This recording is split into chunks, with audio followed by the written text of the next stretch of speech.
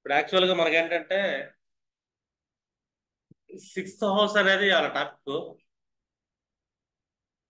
చాలా మంది ఏంటంటే సిక్స్ అంటే రుణం, రాగం, శత్రుత్వం ఇవన్నీ మనం కామన్ గా చెప్పుకునే ఎలిమెంట్స్. అసలు మొత్తం ఒక మనిషి సొసైటీలో మనం చూసుకున్నామంటే చాలా మందికి ఎక్కడో చోట ఏవో బాధలు ఉంటాయి. అందులో ఈగో ఫ్యాక్టర్స్ కూడా బాగా వెళ్తా ఉంటాయి. అంటే ఎంత గొప్ప మనిషికైనా సరే ఏదో ఒక సమస్య ఉంటుంది జీవితంలో. సిక్స్ హౌస్ అంటే మళ్ళీ మనం ఆలోచిస్తే ఒక రిపీటెడ్ వర్క్ అన్నమాట. చాలా మంది చాలా పనులు చేస్తుంటారు. పనులు చేస్తున్నప్పుడు మనకేంటంటే దేవుడు పెట్టే పరీక్ష ఏదైనా ఉందంటే కనుక సిక్స్ హౌస్. సిక్స్ హౌస్ లో మనకేంటే రుణము, రోగము, శత్రుత్వం మూడు ఉంటాయి. రుణం ఎక్కడ ఉందో మనకు రోగం అక్కడే ఉంది, శత్రుత్వం అక్కడే ఉంది. ఇంకా సిక్స్ హౌస్ లో మనకేంటంటే వీటి వల్ల మనకి ఈర్ష్య, అసూయ, ద్వేషాలు కూడా వస్తూ ఉంటాయి. ఇప్పుడు మీ దగ్గర క్లయింట్ వచ్చాడు.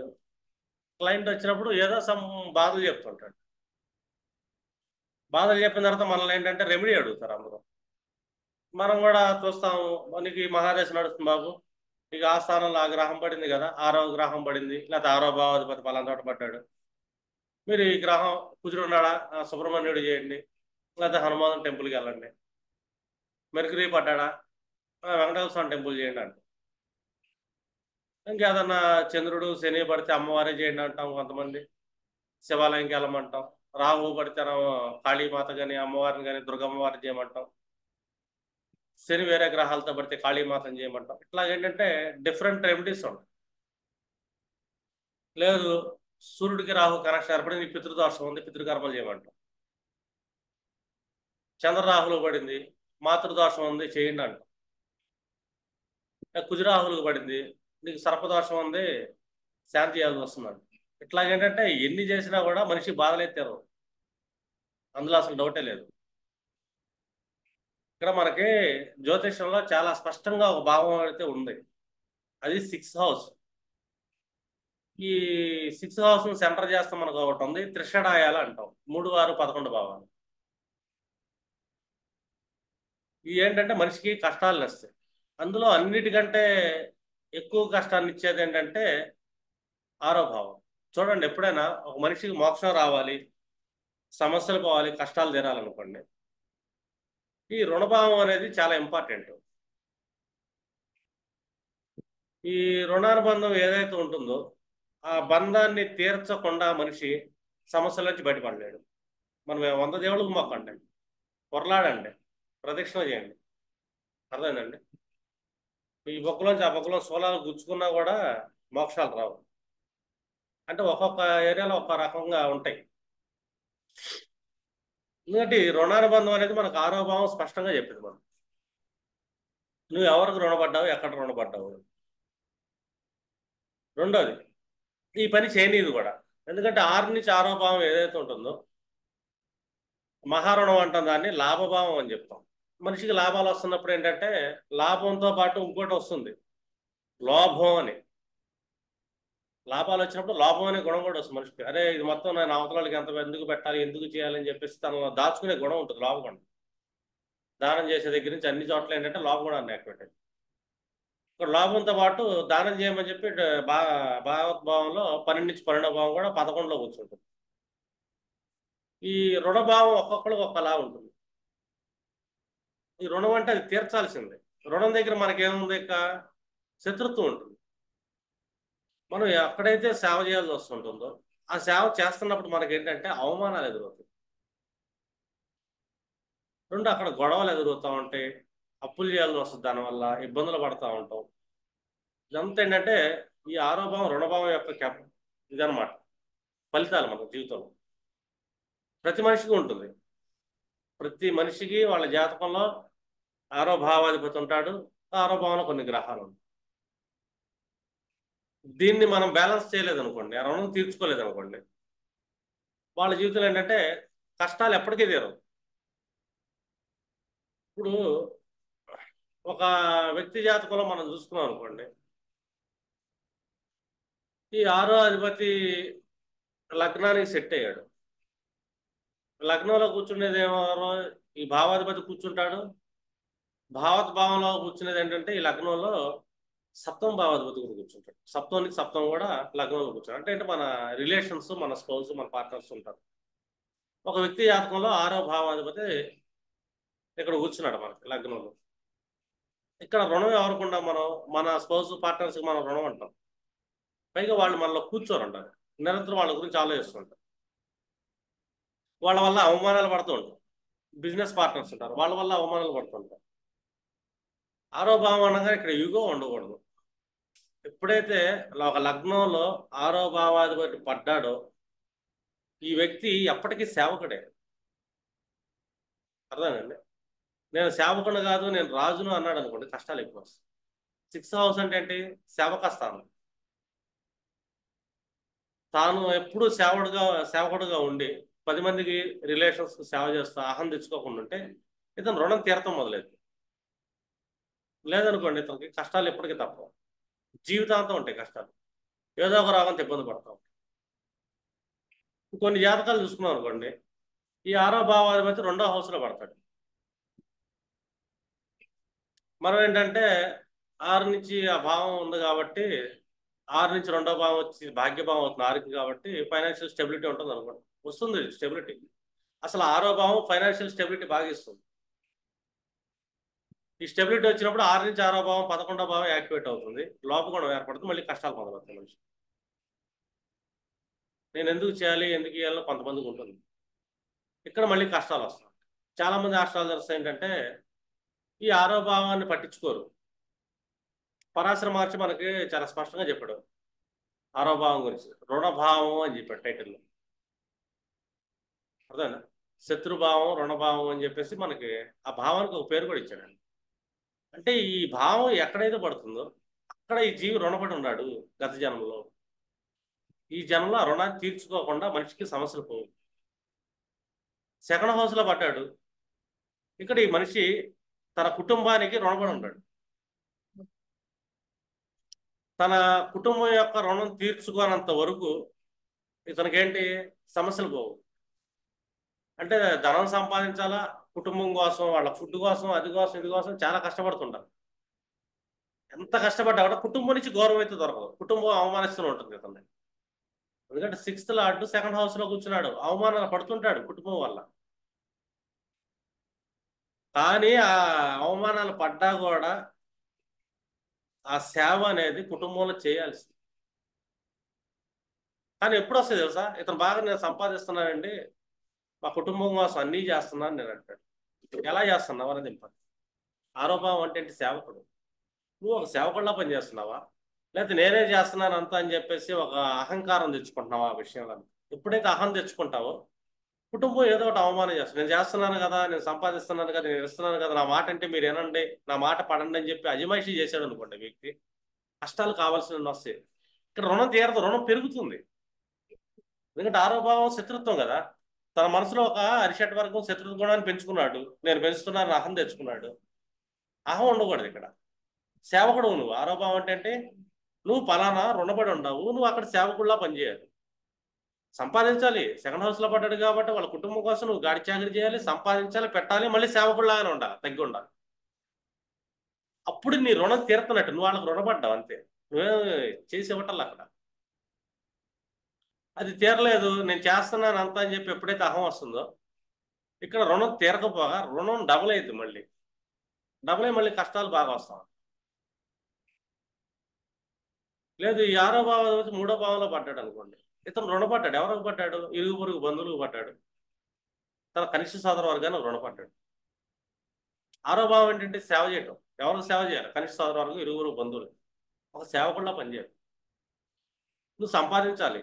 వాళ్ళకి సేవ చేస్తున్నప్పుడు నీకు ఆటోమేటిక్ ఏంటంటే ఏదో రకంగా కర్మ అనేది యాక్టివేట్, రుణం తగ్గే కొద్దీ కర్మ యాక్టివేట్ అవుతుంది, అక్కడి నుంచి ధనం వస్తుంది.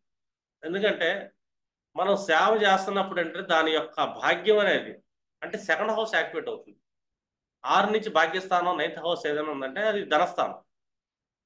మన రుణం కరుగుతుంది, మనకి అక్యుములేటెడ్ వెల్త్ కూడా వస్తుంది.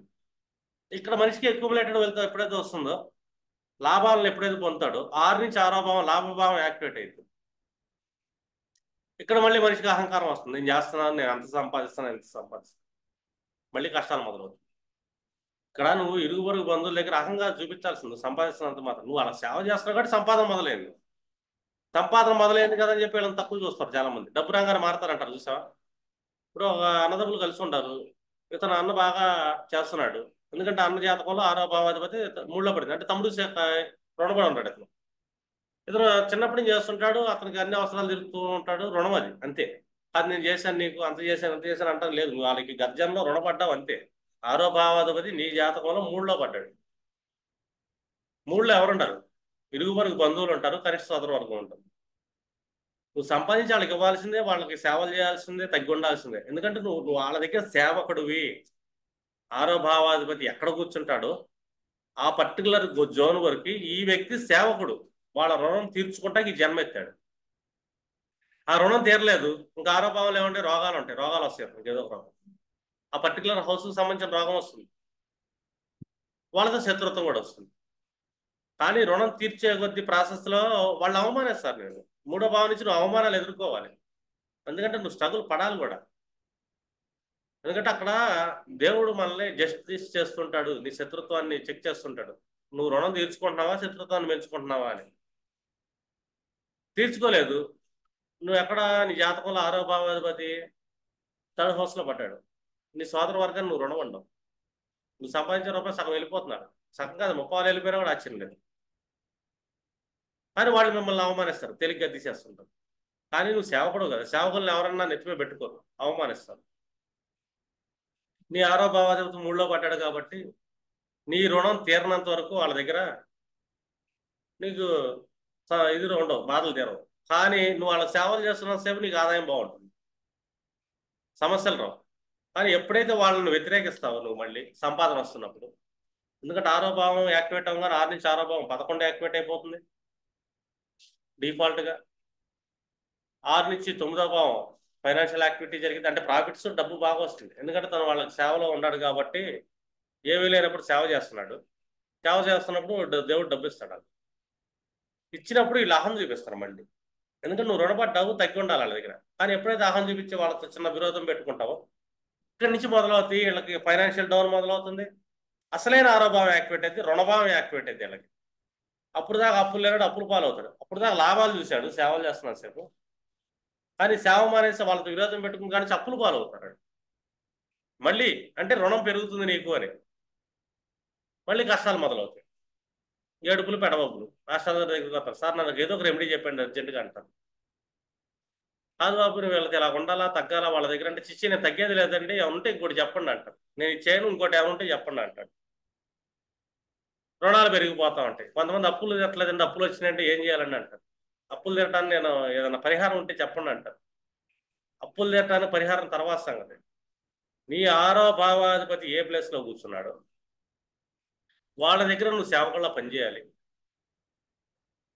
పనిచేసి నీలో శత్రుత్వం తగ్గించుకొని ఉంటే మొదలు పెడితే అక్కడి నుంచి నీకు అప్పులు తిట్టడం మొదలు. ఎందుకంటే వాళ్ళ బ్లెస్సింగ్ కావాలి నీకు. నువ్వు వాళ్ళకు రుణపడి ఉండవు. నీ రుణం తీర్చుకోకుండా నువ్వు ఈ జన్మలో తప్పించుకోలేవు. ఇంకా పెంచుకొని వెళ్ళాలి. ఇంకా దారుణంగా పడుతుంది నెక్స్ట్ జన్మ. ఈ జన్మ అంత జన్మాంతరం ఎలా వెళ్తుందంటే ఎండ్ ఆఫ్ ద డే చాలా కఠినంగా వెళ్తుంటుంది వాళ్ళ లైఫ్. ఒక జాతకులు 6వ భావాధిపతి 4లో పడ్డాడు. 4 అంటే డొమెస్టిక్ లైఫ్, గృహ అవసరాలు. నేను ఇల్లు కట్టాలంటాడు, డిజైర్ ఉంటుంది. తల్లికి సేవ చేయాలి.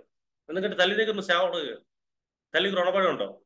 నువ్వు తల్లికి రుణపడి ఉండవు కాబట్టి, నీ గృహ అవసరాలకి రుణపడి ఉండవు కాబట్టి ఈ జన్మలో నీకు 6వ భావాధిపతి 4లో పడ్డాడు. నువ్వు ఆ రుణం తీర్చుకోవాలి సేవకుల్లా. కానీ నీకు కుటుంబంలోంచి తల్లి దగ్గర నుంచి నీ గౌరవం అయితే దొరకదు. ఇది ఫిక్స్. వాళ్ళు అవమానిస్తారు, అది ఫిక్సే. అందుకని నువ్వు పడాలి. నీ 6వ భావాధిపతి అక్కడ పడ్డాడు కదా, నువ్వు గర్జనలో వాళ్ళు చేసావు, వాళ్ళు అవమానించావు, వాళ్ళని ఇబ్బందులు పెట్టావు, నువ్వు వాళ్ళకి రుణపడ్డావు, వాళ్ళ సేవలు నువ్వు పొందావు. ఇప్పుడు నువ్వు వాళ్ళ రుణాన్ని తీర్చుకోవాలి. గర్జనలో తీసుకున్నావు వాళ్ళ అన్ని సేవలు. ఈ జన్మలో నువ్వు ఒక సేవకుడిలాగా 6వ భావంలో ఉన్న వ్యక్తులకి నువ్వు సేవ చేయాల్సింది. అది నీ ధర్మం. ఎప్పటి వరకు అంటే చచ్చేదాకా. ఎందుకంటే రుణం తీరిపోతే ఈ మనిషి బతకడం first, end of the death వస్తుంది. అంటే రుణం ఎప్పుడు దాకా నేను నిర్ణయాలు చేశాక ఇక్కడి నుంచి నాకు రిలీఫ్ దొరకదు అంటాడు. దొరకదు. రిలీఫ్ దొరికింది ఎప్పుడు నీ రుణం తీరిపోయింది, భూమి మీద నువ్వు ఒక్క క్షణం కూడా బతికుండవు. రుణం తీరలేదు, కష్టాలు పడతావు, శత్రుత్వం పడతావు, రోగాలు ఇబ్బందులు పడతావు. ఇది జ్యోతిష్యంలో పైకి కనబడే అతిపెద్ద సీక్రెట్ కూడా. పైకి కనబడుతుంది రుణభావం అని, కానీ అది పెద్ద సీక్రెట్, పట్టించుకోరు దాన్ని. మనకి ఇగో ఎక్కువ. ఎందుకంటే ఆ పర్టికులర్ దగ్గర నువ్వు సేవకుడు, నువ్వు రాజు అయినా కానీ మంత్రి అయినా కానీ నీ ఆరో భావాధిపతి ఎక్కడైతే పడతారో అక్కడ నువ్వు సేవకుడువే. నువ్వు వాళ్ళ రుణం తీర్చుకోవాల్సిందే.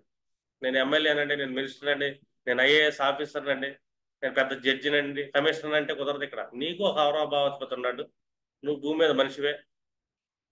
నీ ఆరో భావాధిపతి ఏ భావంలో పడ్డాడు, ఆ భావానికి నువ్వు రుణపడి ఉండవు, ఆ రుణం తీర్చుకు అంతే. అది ఒక సేవకుడు లాగా. ఆరో భావం అంటే సేవక స్థానం. అది ఒక పెంపుడు జంతువులాగా నువ్వు వాళ్ళకి పనిచేయాల్సింది. ఆరో భావంలో పెంపుడు జంతువులు ఉంటాయి, కుక్కలు ఉంటాయి. మనం వాళ్ళకి ఏంటంటే గాడి చాకరీ చేయాలి. అప్పుడే మనకేంటంటే ఆ రుణం తగ్గింది. లేకపోతే ఆ రుణం కానీ చేస్తున్నప్పుడు మనకు అవమానాలు వస్తాయి. కానీ పట్టించుకోకుండా వాటి గురించి అది మన కర్మలు అని చెప్పుకొని వాళ్ళకి మనం సేవ చేయడానికి పుట్టాము భూమి మీద అని చెప్పేసి మనం చేస్తున్నంత సేపు ఏంటంటే మీకు ఫైనాన్షియల్ స్టెబిలిటీ అయితే ఉంటుంది. ఆ సేవ చేస్తున్నంత సేపు మీకు ఫైనాన్షియల్గా చాలా గ్రోత్ కూడా వస్తుంది. గ్రోత్ వస్తుంది కదా చెప్పి మళ్ళీ ఆ భావాన్ని మీరు చులకం చేశారనుకోండి, ఎంత ఎత్తేదో అంత పాతాలను పడేస్తుంది కూడా మళ్ళీ కర్మ. ఎందుకంటే రుణభావాన్ని తగ్గించుకుంటా పుట్టాం, పెంచుకుంటా కాదు. అంటే మీ గృహ అవసరాలు కావాలి వాళ్ళకి, తీర్చాల్సిందే.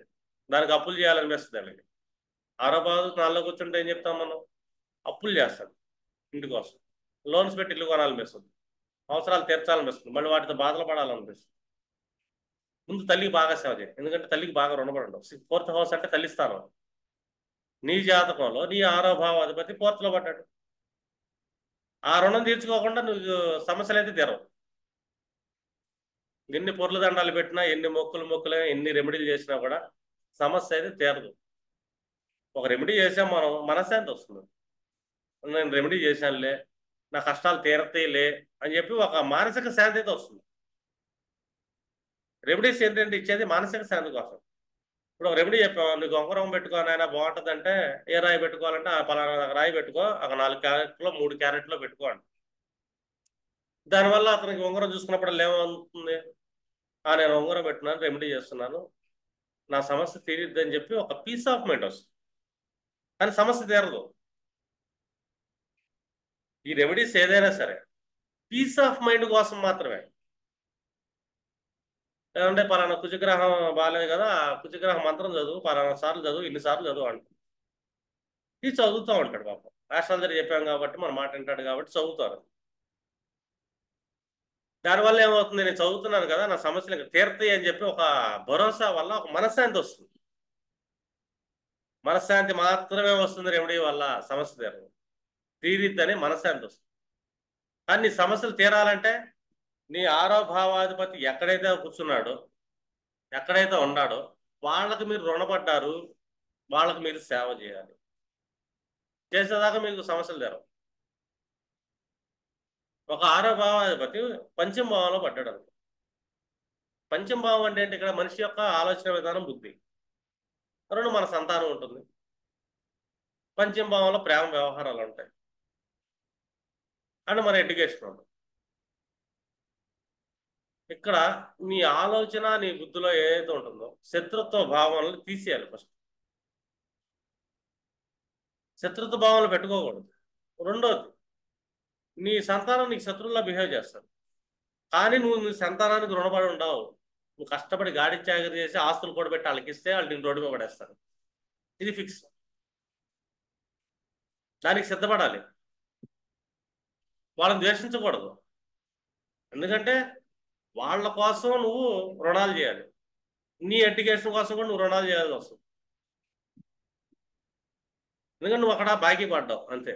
ఎలాంటి బాకీ పడ్డావు, నువ్వు ఎడ్యుకేట్ అవ్వాలి, అండ్ నువ్వు ఏదైతే ఎడ్యుకేట్ అయ్యావో దాన్ని 10 మందికి చెప్పాలి. 5th హౌస్ అంటే ఏంటి, టీచింగ్ హౌస్ కూడా.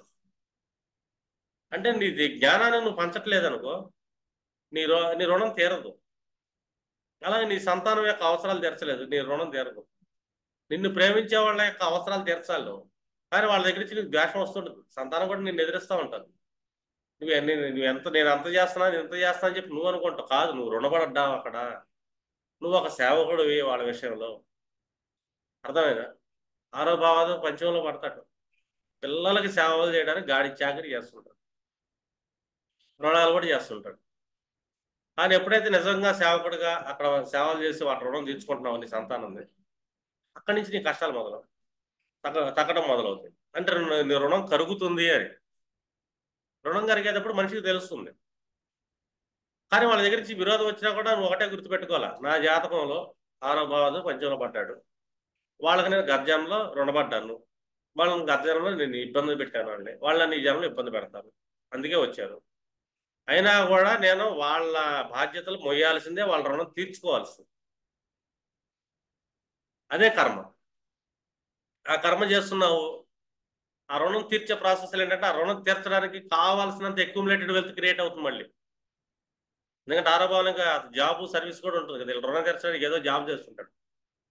వీళ్ళ కోసం బాధ్యతగా మానసికంగా స్థితిని పొంది చేస్తుంటే ఇక్కడ ఇతను ఫైనాన్షియల్ లిఫ్ట్ అనేది జరిగింది. లేదనుకో ఇబ్బందులు పడుతుంటాడు, అప్పులు పాలవుతూ ఉంటాడు, ఇంకా వాళ్ళ చేత అవమానాలు పడుతుంటాడు, తన రుణాన్ని ఇంకా పెంచుకుంటూ వెళ్తుంటాడు.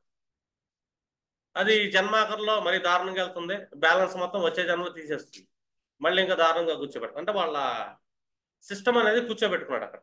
అంటే ప్రతి మనిషి ఎక్కడో చోట ఎవరికో ఒకరికి గర్జనలో రుణపడ్డాడు. ఆ రుణాన్ని వదిలించుకోకుండా ఆ పర్సన్ ముందుకెళ్ళాడు. ఈ ఆరో భావంలో పడ్డాడు. ఆరో భావనగా డిఫాల్ట్గా శత్రుత్వం, శత్రుగుణాలు. అసలు నీలో ఏ శత్రుత్వం అయితే ఉందో ఆ శత్రుత్వాన్ని వదిలేయండి. ఆరో భావన అంటే మామూలుగా మేనరకానికి రుణపడ్డాడు, రుణం తీర్చుకోవాల్సింది.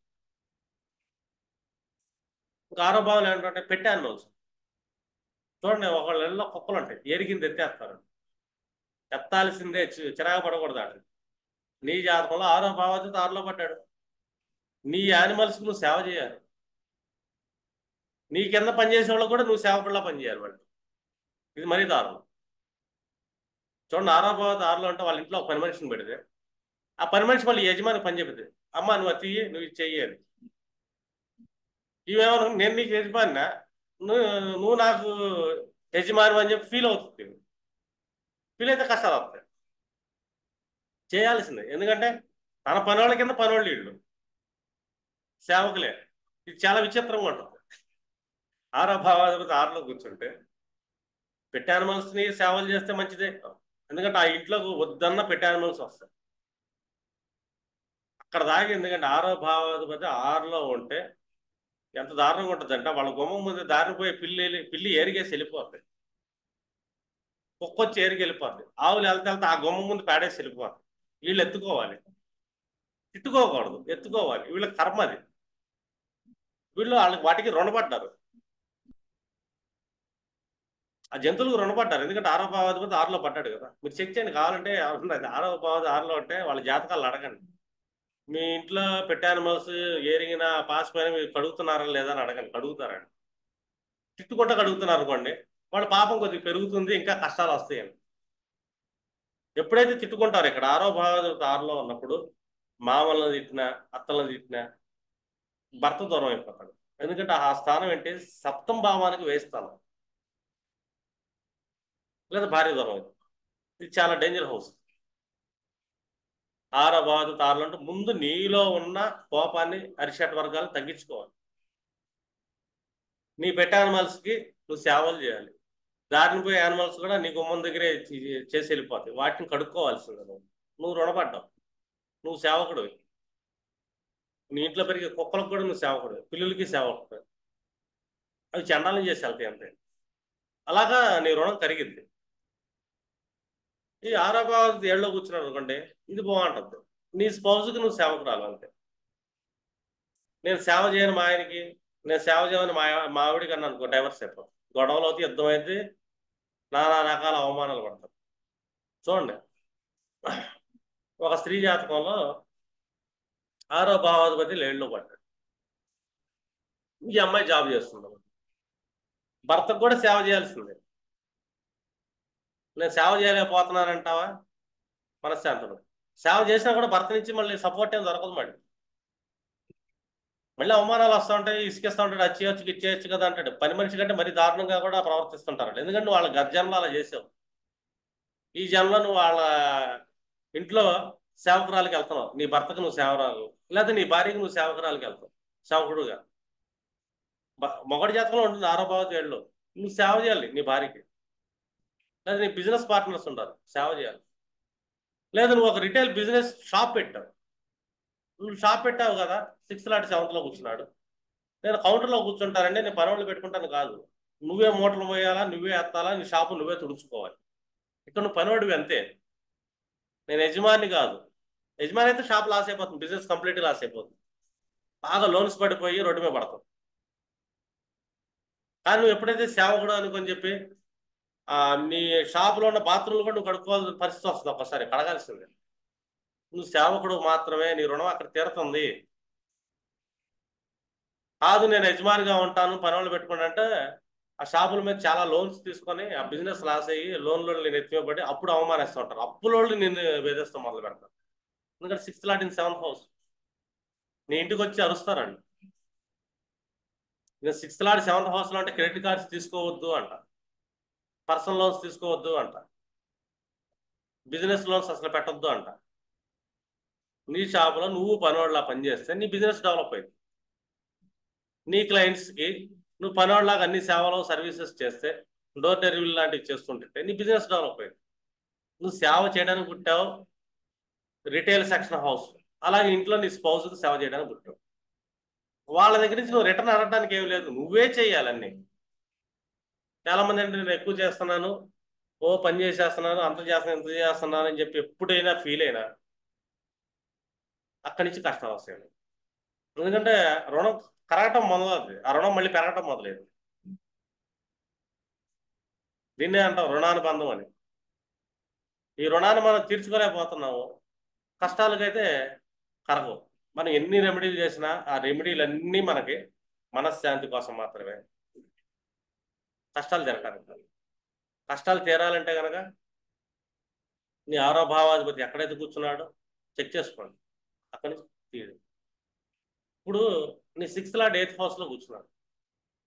8th హౌస్ ఏంటంటే మన అత్తమామలు ఇల్లు అనుకోండి, అర్థం, మన స్పౌజ్ యొక్క కుటుంబం అది.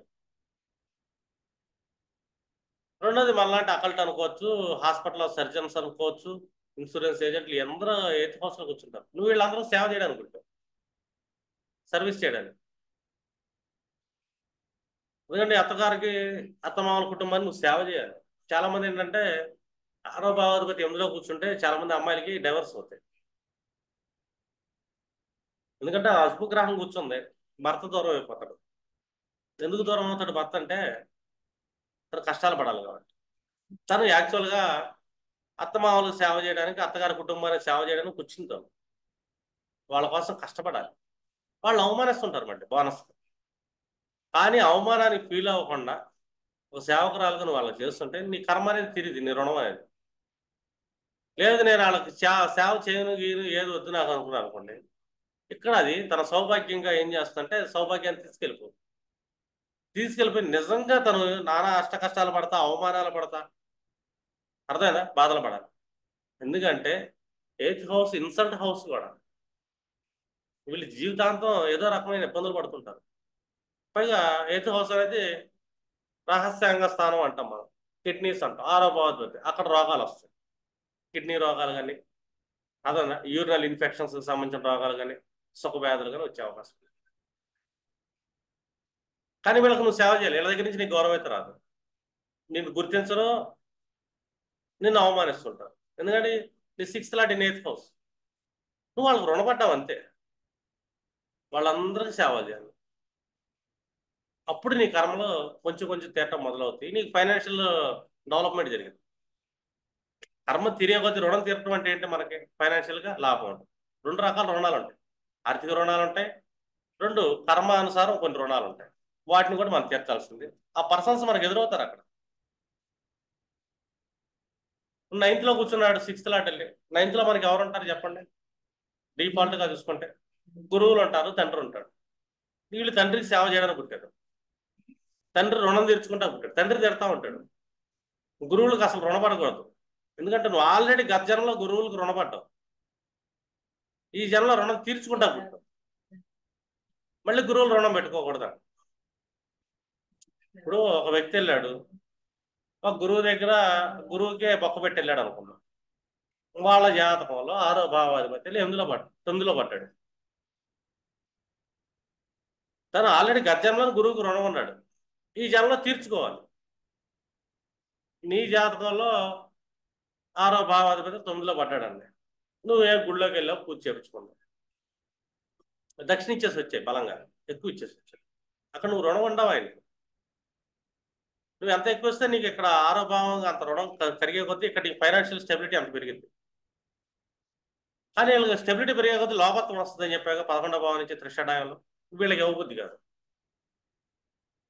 వీళ్ళు ఏం చేస్తారంటే ఒక రూపాయి బిళ్ళ అక్కడ వేసి దండం పెట్టుకొని పూజారి కొబ్బరి చెప్పి పెద్ద తెచ్చుకొచ్చేసుకుంటారు. ఇంకా రుణపడుతూ ఉంటారు. వీళ్ళు ఇంకా ఆర్థికంగా డౌన్ అవుతుంటారు. ఎందుకంటే వాళ్ళ జాతకంలో పాపం 6వ భావం 9లో పడ్డాడు. సార్ నేను గుడికి వస్తున్నానండి, డైలీ దండం పెట్టుకు వెళ్తున్నాను కదా, అయినా నా బాధలు తెట్టలేదు స్వామి, చెప్పండి స్వామి అంటాడు. పాపం ఈ పూజారికి ఏం చెప్తాడు పాపం? ఆయన పాపం ఏ కృష్ణ యజుర్వేదం ఆగమ శాస్త్రం ఇంకేదో చేశాడు పాపం. జ్యోతిషం తెలియదు పాపం. ఈ జాతక చక్రం కూడా తెలియదు.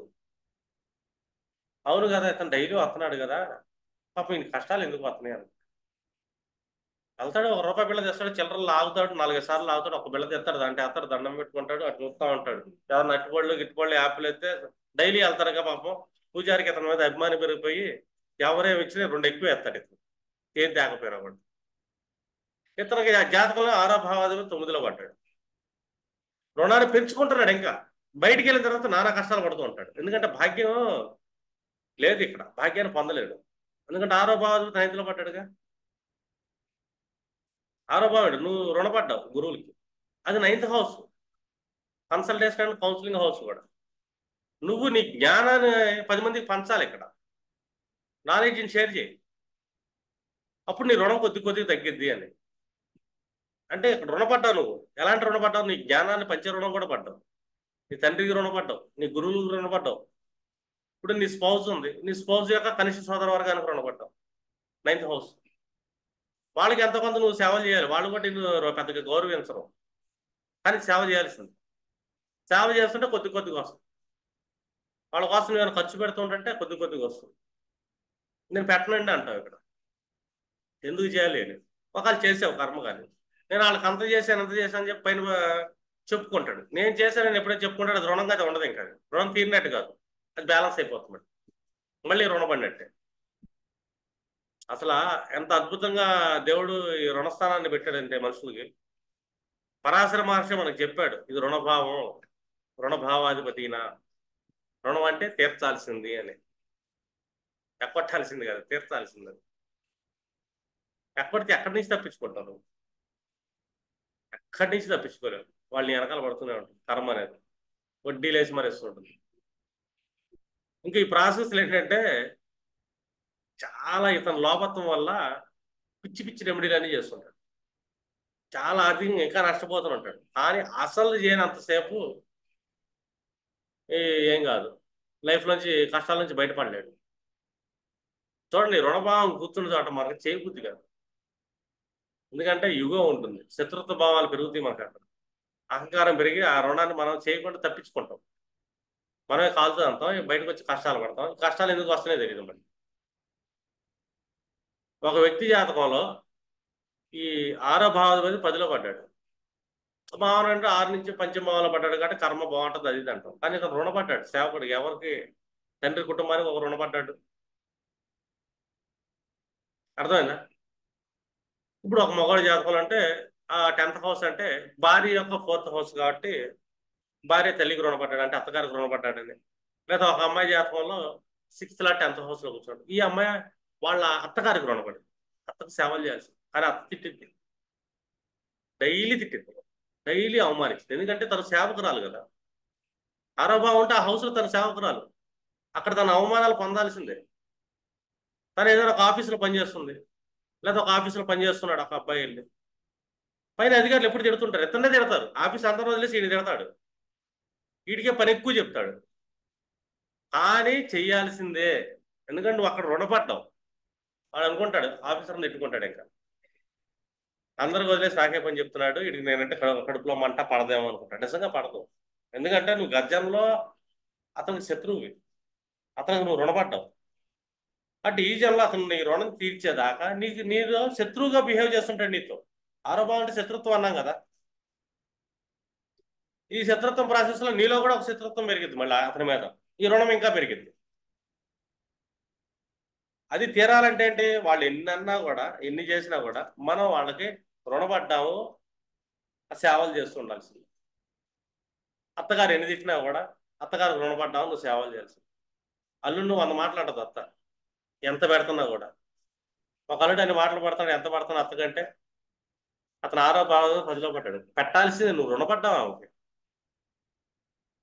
నువ్వేందో నీ జోబులో ఏమి అవ్వట్లా, నువ్వు ఆల్రెడీ వాళ్ళకి రుణపడ్డావు, వాళ్ళకి వాళ్ళు తీసుకుంటున్నారు అంతే. వాళ్ళు తీసుకుంటానికి దేవుడు నువ్వు వాళ్ళకి సేవ చేద్దాం, రుణం తీరుద్దాం నువ్వు సంకల్పం పెట్టుకున్నాడు, దేవుడు నీకు ఇవ్వటం మొదలు పెడతాడు. 6000 అంటే అర్ధ త్రికోణం, అది 260 అంటే అక్యుములేటెడ్ వెల్త్ త్రికోణం. నీ సేవ చేయి, దాని యొక్క భాగ్యం సెకండ్ హౌస్ యాక్టివేట్ అయింది, అక్యుములేటెడ్ వెల్త్, ఫైనాన్షియల్ స్టెబిలిటీ వస్తుంది నీకు. నీకు ఫైనాన్షియల్ స్టెబిలిటీ దేవుడు ఎందుకు ఇస్తాంటే, ఇది నువ్వు అనుభవించడానికి కాదు, నువ్వు అక్కడ రుణపడ్డావా తీర్చడానికి ఇస్తున్నాను అని అర్థం. ఆ సెక్టార్లో నువ్వు అహం చూపించకూడదు, నువ్వు సంపాదించి వేరే చోట చూపించుకో అహం అనేది. ఈ పర్టికులర్ సెక్టార్ దగ్గర నువ్వు సేవకుడు, అది చేయలేదు, తీరదు. ఈ 11th హౌస్లో పడ్డాడు వెళ్ళి, ఒక 6వ భావాధిపతి, ఇతను వాళ్ళ అన్నకి వాళ్ళ ఫ్రెండ్స్కి సోషల్ సర్కిల్కి రుణపడ్డాడు అని, వాళ్ళకి సేవలు చేయాల్సింది. ఈ ప్రాసెస్లో ఏంటంటే లాభాలు బాగా వస్తాయి, మళ్ళీ లాభాలు ప్రాఫిట్స్ బాగా వస్తాయి, లోపం కూడా వస్తుంది. మనం ఎందుకు చేయాలి వాళ్ళకి అనుకుంటాడు, నేను వాళ్ళకి ఎందుకు పెట్టాలనుకుంటాడు, వాళ్ళు నాకు చేసింది ఏంటి అంటాడు. నువ్వు వాళ్ళకి రుణపడ్డావు అంతే. వాళ్ళ రుణం నువ్వు తీర్చాలి నువ్వు అనుకున్నప్పుడు, వాళ్ళకి సేవ చేస్తున్నప్పుడు, వాళ్ళ దగ్గర నువ్వు అణిగిమణి ఉన్నప్పుడు, దేవుడు నీకు అక్యుములేటెడ్ వెళ్తున్న బాగా ఇస్తాడు. అది లాభస్థానం కూడా పైగా. ఒక అర్ధ త్రికోణాధిపతి లాభస్థానంలో పడ్డాడు, ఎక్కువ హ్యూజ్ వెల్త్ ఇస్తాడు దేవుడు నీకు. ఎందుకంటే వాళ్ళకు రుణం తీర్చుకుంటాకి, నీ సోషల్ సర్కిల్కి, నీ ఫ్రెండ్ సర్కిల్కి, నీ ఎన్జిఓ యాక్టివిటీస్ తీర్చడానికి ఇస్తున్నాడు. నువ్వు అక్కడ చేస్తున్నా కూడా అక్కడి నుంచి నీకు గౌరవం దొరకాలంటే దొరకదు. నువ్వు ఎందుకంటే నువ్వు సేవకుడు కదా అక్కడ, ఆరోభావం అంటే. వాళ్ళ దగ్గర నుంచి నువ్వు గౌరవాన్ని ఎక్స్పెక్ట్ చేయమా, మర్యాదలను ఎక్స్పెక్ట్ చేయమా. ఎక్స్పెక్ట్ చేస్తున్నావంటే నీకు రుణం మళ్ళీ పెంచుకుంటున్నావు అని. నువ్వు సేవ చేయడానికి పుట్టావు, నీ 6వ భావాధిపతి 11లో పుట్టాడు, నీ అన్నలకి, నీ అక్కలకి, నీ ఫ్రెండ్స్కి నువ్వు రుణపడ్డావు, తీర్చుకోవాల్సిందే. ఎందుకంటే ఇక్కడ నీ జేబులో ముళ్ళేమి ఇట్లా, ఎందుకంటే వాళ్ళకి రుణపడ్డావు కాబట్టి ఈ జన్మలో నువ్వు తీర్చాలి, తీర్చకపోతే నీకు కష్టాలు వస్తాయి. మొహమాటమే లేదు. అక్కడ ఇంకెవరు ఉంటారు, నీ సంతానం యొక్క స్పౌజ్ కూడా ఉంటుంది, వాళ్ళకి నువ్వు రుణపడ్డావని. నువ్వు సంపాదించి వాళ్ళకి ఆస్తులు కూడా పెడతావు. కుదురు పుట్టాడు, బాగా సంపాదించి అల్లుడికి కట్నం ఇవ్వాలి, బాగా ఇవ్వాలి, కోట్లు కోట్లు కట్నం ఇస్తాడు.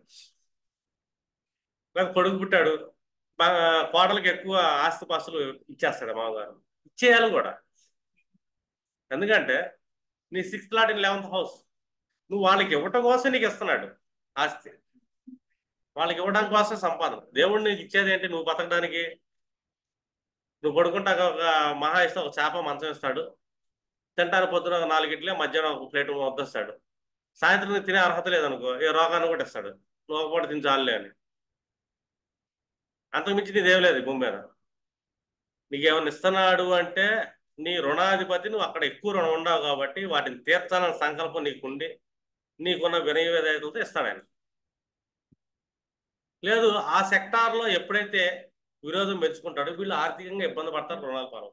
చూడండి, మీరు చాలా ప్రెడిక్షన్ ఈజీగా చేయొచ్చు, చెప్తా మీకు, అది లాస్ట్లో చెప్తా.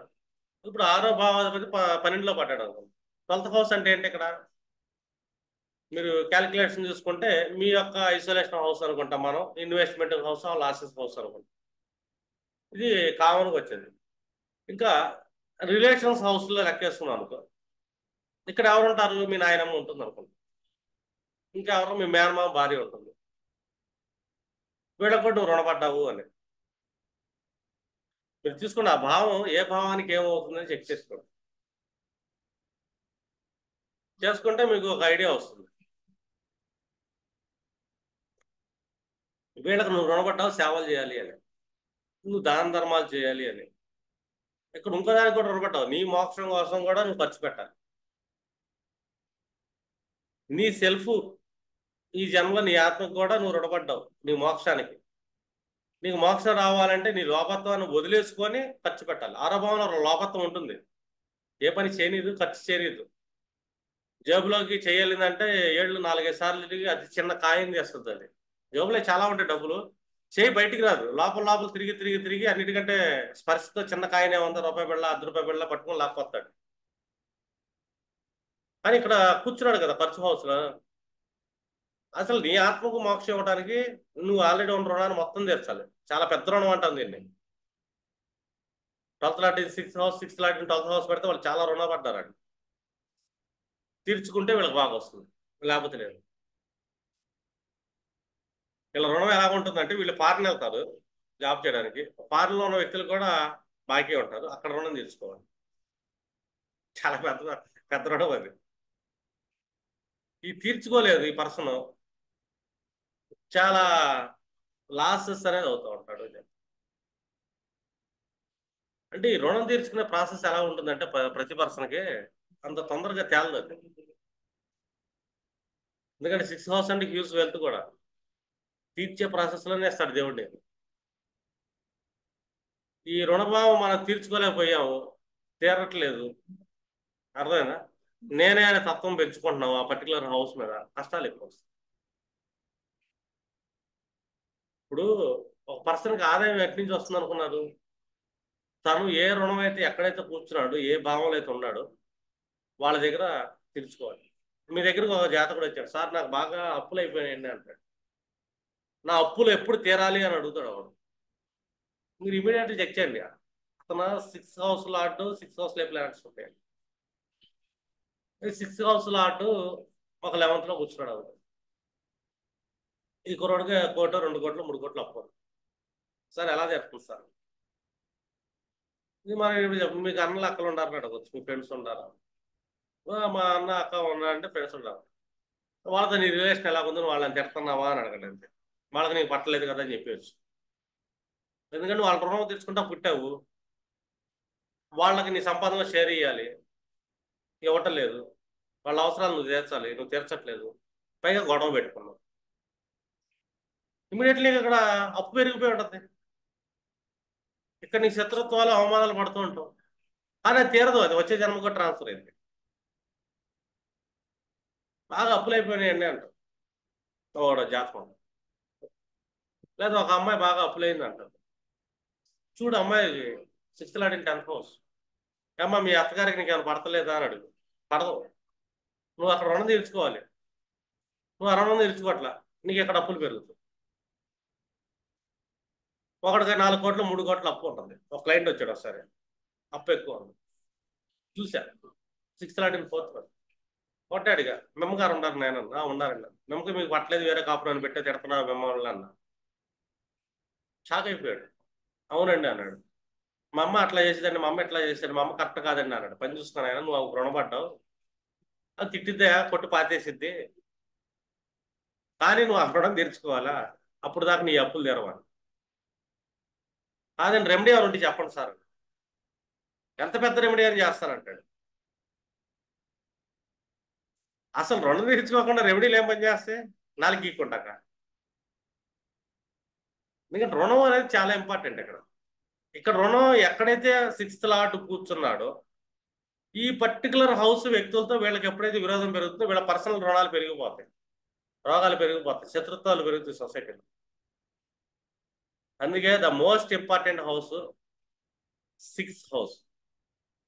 నీ రుణాన్ని తీర్చుకునే హౌస్ ఇది. 9th హౌస్లో పడ్డాడు, ఆ గురువులకు రుణపడమాకండి, తండ్రికి రుణపడమాకండి. అర్థమైనా? ఎవరు వాళ్ళ వ్యక్తులు నీ ముందుకు వస్తారు, ఒకరిని అవమానిస్తానికి వస్తున్నాడంటే అడిగి నువ్వు రుణపడ్డావు అంతే. సోషల్ సర్కిల్లో కూర్చున్నావు, నేను అవమానిస్తారండి, అయినా నువ్వు వాళ్ళకి ఎదురు చెప్పాల్సిన అవసరం లేదు. ఎందుకంటే 6th లార్డ్. 6వ భావం ఏంటంటే సేవకా స్థానం, నువ్వు అక్కడ సేవకుడు మాత్రమే, ఒక బానిసవి వాళ్ళ కింద నువ్వు అని. బానిసలు గౌరవ మర్యాదలు దొరకవు, సేవకులకు దొరకవు, నీకు ఆ హౌస్ నుంచి దొరకవు అంతే. నువ్వు ఆ సేవ చేస్తున్న సేపు నీ రుణం తరిగే కొద్దీ ఏంటంటే నీకు ధనం బాగా పెరిగిద్ది, అక్కడ కొంచెం కొంచెం గౌరవం కూడా మొదలైద్ది, కొంచెం కొంచెం మొదలైద్ది గౌరవం. నువ్వు ఎక్స్పెక్ట్ చేసినంత అయితే రాదు. అర్థమైంది అర్థం కలదు. ఇలాగ మీకు ఏంటంటే నిన్న క్లాస్ చెప్పాను కర్మ సిద్ధాంతం, దానికి ఎక్స్టెన్షన్ ఈ క్లాస్ ఇది. మీరు దాంట్లో ఒక్కొక్క భావంలో ఎవరెవరు ఉంటారు, రిలేషన్స్, మనుషుల గురించి ఇంకా డీప్గా వెళ్ళారు. మీరు ఆ క్లాస్ ఈ క్లాసు కోఆర్డినేషన్ చేసుకుంటే మీరు చెక్ చేస్తే కనుక ఒక పర్సన్ యొక్క సమస్యని మీరు తీర్చేయగలుగుతారు. ఎందుకంటే కర్మ చేయాలి, సేవ చేయాలి, సేవ స్థానం. 6వ భావం అంటే సేవ చేయాలి. ఓల్డ్ క్లాసెస్లో కూడా చెప్పారు 6th హౌస్లో ఏంటంటే సేవ చేయాలని, ఆ కర్మను కరిగించుకోవాల్సిందే అని. ఎందుకంటే వాళ్ళకు నువ్వు రుణపడ్డావు అంతే. ఆ రుణం తీర్చుకోలేదు ఈ జన్మలో, మనం ఎన్ని రెమెడీలు చేసినా వర్కౌట్ కాదు. అంటే ఎక్కడున్నాడు మన 6వ భావాధిపతి, మనం ఎక్కడ మన రుణాన్ని తీర్చుకోవాలి, ఎలా తీర్చుకోవాలనేది ఇంపార్టెంట్. ఇంట్లో కూర్చున్నట్టు సంతానం తీర్చుకో, నువ్వు సంపాదించిన జ్ఞానాన్ని 10 మందికి పంచుతా, నీ రుణాన్ని తీర్చుకో. అర్థనా? 9th లో పడ్డాడు, తండ్రికి రుణం తీర్చుకోవాలి. రెండోది నీ గురువులకి రుణపడ్డావు, అక్కడ నీ సంతానం యొక్క సంతానానికి కూడా రుణపడ్డావు. ఇది చాలా బాగుంటుంది. తండ్రికి సేవ చేస్తున్న సేపు, గురువు సేవ చేస్తున్న సేపు ఆస్తులు బాగా వస్తాయి. ఎందుకు వస్తాయంటే ఇంత ఆస్తి, ఇంత భాగ్యం ఎందుకు యాక్టివేట్ అయిందంటే అదే హౌస్లో నీ 6th లార్డ్ కూర్చున్నాడు, నీ సంతానం యొక్క సంతానానికి నువ్వు ఆస్తి సంపాదించి ఇచ్చి వెళ్ళిపోవాలి, నువ్వు వాళ్ళకి అసలేం రుణం పడ్డావు అని. 5th to 5th హౌస్ నీ మనవ సంతానం, నీ మనవ సంతానానికి అక్యుములేటెడ్ వెల్త్ ఇవ్వటానికి నీ 6th లార్డ్ 9th లో కూర్చున్నాడు. వాళ్ళ దగ్గర నుంచి మళ్ళీ గౌరవం రాదు, నీ మనవలు కూడా నేను తీసి అవతల పడేస్తారు. ముసలోట పని చూసుకో అంటారు. జోక్ కాదు, 6వ భావం అక్కడ కూర్చున్నాడు, వాళ్ళు అవమానిస్తారు. అది భాగ్యస్థానం. మళ్ళీ ఆ భాగ్యం రావాలంటే ఫస్ట్ నీ తండ్రికి గౌరవించు. తండ్రి తిడతాడు, గురువులు తిడతాడు, అయినా గురువు గౌరవించు. నువ్వు గురువు కాలని రుణపడి వచ్చావు, గురువులు సేవ చేసుకొని నీ రుణం తీసుకో. రుణం అంటే చాలా రకాలు. 6th హౌస్ అంటే సేవ కూడా, వాళ్ళకి సేవ చేసుకోవాలి మనం. గురువులు సేవ చేసుకోవాలా, తండ్రికి సేవ చేసుకోవాలా. అలాగే నీ భార్య లేదా నీ భర్త యొక్క బంధువు వర్గం ఉంటుంది 3rd హౌస్లో, వాళ్ళ కనిష్ట సోదర వర్గం ఉంటుంది, వాళ్ళకి సేవ చేసుకోవాలి. ఎందుకంటే వాళ్ళు ఎదురు వస్తున్నారు, వాళ్ళకి అవసరం వచ్చి నిన్ను అడుగుతున్నారు అంటే ఒకటే గుర్తుపెట్టుకుని వాళ్ళకి రుణపడ్డావు కాబట్టి నిన్ను అడిగారు అని. అందుకంట అడిగితే లేదనుకోండి ఇచ్చేయండి అని కర్ణుడు చేశాడంట. కర్ణుడికి ఒకటే గుర్తు, మన దగ్గర వాడు వచ్చి అడుగుతున్నాడంటే మనం వాడికి రుణపడి ఉంటాం. ఆ డబ్బులు వాడు అడుగుతున్నాడు, మనం ఇచ్చేయాలి అంతే. మన జన్మ వచ్చిందిగా, శరీరం ఉంది కదా, మన దగ్గర ఇచ్చే స్తోమత కూడా ఉంది, ఇచ్చే అంతే. ఇంకా ఎందుకంటే అని అడగమాకండి అంట. ఇది కరుణుడు గొప్పతనం. అందుకే అతనికి మోక్షం వచ్చింది. మోక్షం రావడం కారణం అదే. ఎందుకంటే తను రుణపడ్డాడు వాళ్ళకి గత జన్మలో. ఈ జన్మ నీ దగ్గరకు వచ్చి అడుగుతున్నారండి. అడిగారంటే అర్థం ఏంటి, అక్కడ నువ్వు ఇవ్వాల్సిందే అని. అది చెక్ చేసుకో, నీ భావంలో రుణాధిపతిని చూడు, అతను ఎవరితో కంజంక్షన్ అయ్యాడు, ఏ నక్షత్రం మీద కూర్చున్నాడు చూడండి, ఆ వ్యక్తి వచ్చి అడుగుతాడు. వేరేవాడు అడగడం, వేరేవాడు అడగలేడు కూడా. అసలు నువ్వు ఇవ్వలేవు కూడా వేరే వాళ్ళకి, ఎందుకంటే నువ్వు రుణం లేవు కదా ఒకడికి ఇవ్వటానికి. అర్థమైందా? నీ రుణం ఉన్నంత వరకు నీ నోట్లో గింజలు వస్తాయి, నీ రుణం తీరే అంత గింజలు కూడా ఇస్తాడు దేవుడు. ఎందుకంటే మొత్తం ఇచ్చేది దేవుడే, మనకు ఆపర్చునిటీ ఇచ్చాడు. కానీ ఏం చేశాడంటే ఈ అదే 6వ భావంలో అరిషట్ వర్గాలు పెట్టాడు, లోపకు నన్ను కూడా పెట్టాడు. దీన్ని బీట్ అయ్యి నీ వ్యక్తిత్వాన్ని పెంచుకొని సేవకా గుణంతో తీర్చుకుంటావా, లేకపోతే ఈ లోభత్వాన్ని పెంచుకొని వాళ్ళతో శత్రుత్వం పెంచుకొని ఇంకా రుణాలు పెంచుకుంటావా అని చెప్పేసి ఆప్షన్ మన చేతిలో పెట్టాడు. ఆప్షన్ మన చేతిలో పెట్టాడు. రెండోది తీర్చుకునే జ్ఞానాన్ని కూడా జ్యోతిష శాస్త్ర రూపంలో మన చేతిలో పెట్టాడని చెప్పాలి. దేవుడు రెండింటిని పెట్టాడు, ఆప్షన్స్ని పెట్టాడు, శాస్త్రాన్ని పెట్టాడు. అంటే దారిని కూడా చూపిస్తున్నాడు ఆయనే. సమస్య ఒకటే పెట్టలా, ఆ సమస్య తీరే దారి కూడా ఇది. నువ్వు పలానా రుణపడ్డావు, ఇది నీ జాతక చక్రం, నీ 6వ భావం ఎక్కడ కూర్చున్నాడు, ఈ నక్షత్రం మీద కూర్చుంది, ఈ భావంలో కూర్చుంది, వీళ్ళకు నువ్వు రుణపడ్డావు, తీర్చుకో.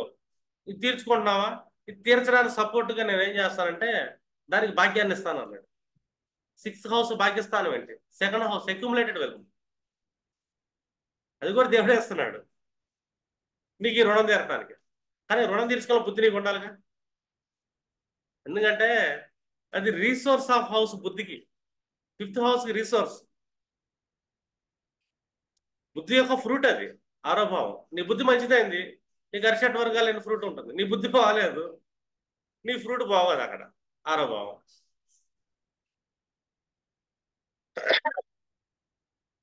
అలాగే మీకు ఏంటంటే ఈ 6th హౌస్ లాంటి ఎక్కడ కూర్చున్నాడు అది పట్టుకొని మీరు క్లయింట్కి మీరు ఏంటంటే చెప్పండి, ఇది నీ పరిస్థితి, నీ కర్మ, ఇది నువ్వు చేయాల్సిందే నాయన, తప్పించుకుంటాగలేదని చెప్పాడు.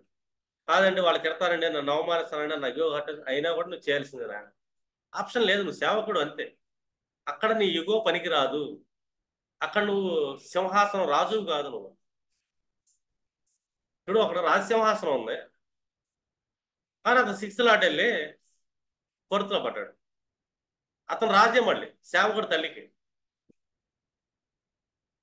అర్థమైందండి. ఒకటి రాజే, అతను 6th లాట్ వెళ్ళి 6th లో పడ్డాడు. అతని దగ్గర జంతువులకి పెంచుకునే కుక్కలకి వాటికి వీటికి సేవకుడు. ఆ రాజు 4-5 కుక్కలు పెట్టుకుంటాడు, ఎరిగింది ఎత్తుకుంటాడు. ప్రజలకి రాజు, కానీ ఇంట్లో పెట్టే యానిమల్స్ కి సేవకుడు ఆయన అంతే.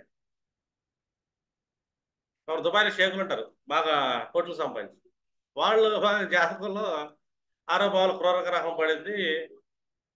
ఈ 6వ భావాధిపతి అక్కడ కూర్చున్నాడు అనుకోండి, 6వ భావాధిపతి 6లో కూర్చున్నాడు, అది క్రూర స్థానం అనుకోండి.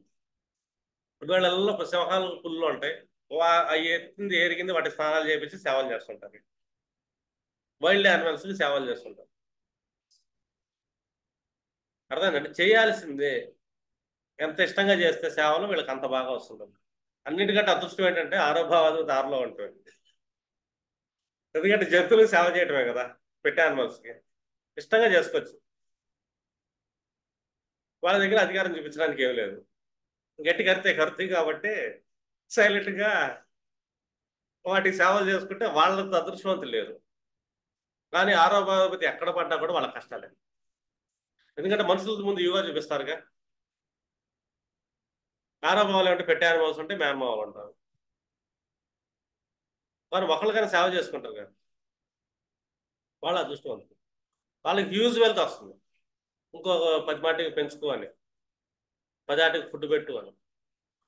నేను అదే 6వ భావాధిపతి రాహు మీద కానీ కేతు మీద కానీ 6వ భావంలో కూర్చుంటే కుక్కలకు ఫుడ్ పెట్టండి అంట, వాటికి సేవ చేయండి అంట. శుక్రుడు 6వ భావాధిపతి 6లో పడ్డాడు, గోవులకు సేవ చేయండి అంట. ఇట్లా ఒక్కొక్క గ్రహాన్ని బట్టి ఒక్కొక్క పెట్టే యానిమల్స్ని చెప్తారు. కానీ మేనమామలు కామన్ అక్కడ, మామూలు కామన్గానే ఉంటారు. 6వ భావం కదా, మాతలో న్యాయస్థానం. వీటికి చేయలేదనుకోండి మీరు, మీ లైఫ్లో సక్సెస్ అయితే ఉంది. కానీ మీరు ఏదో రెమెడీ ఇచ్చామండి పని చేయట్లేదండి అంటారు. ఎందుకు పని చేసేది? ఒక ట్రాన్స్ఫర్మేషన్ ఈ మనిషిలో కాకుండా, మార్పు తెచ్చుకోకుండా, ఈ రియాలిటీ ఇది, దీన్ని అనుభవించడానికి పుట్టానని చెప్పి తెలుసుకోకుండా ఎన్ని రెమెడీలు చేసినా పనికిరాదు. రెండోది, ఫస్ట్ యుగం ఉండకూడదు, ఇక్కడ అహం ఉండకూడదు. 6వ భావాధిపతి ఎక్కడ కూర్చున్నాడో ఆ వ్యక్తుల దగ్గర నువ్వు అహంకారాన్ని ప్రదర్శించను, నువ్వు సేవకుడు వాళ్ళకి. అది బ్యాలెన్స్ చేయండి. మీకు ఈ పర్సనల్ లైఫ్లో కూడా సమస్యలు జరుగుతాయి, మీ దగ్గరకు వచ్చే క్లయింట్స్ కూడా సమస్యలు తీర్చేయగలుగుతారు మొహమాటం లేకుండా. ఓకేనా?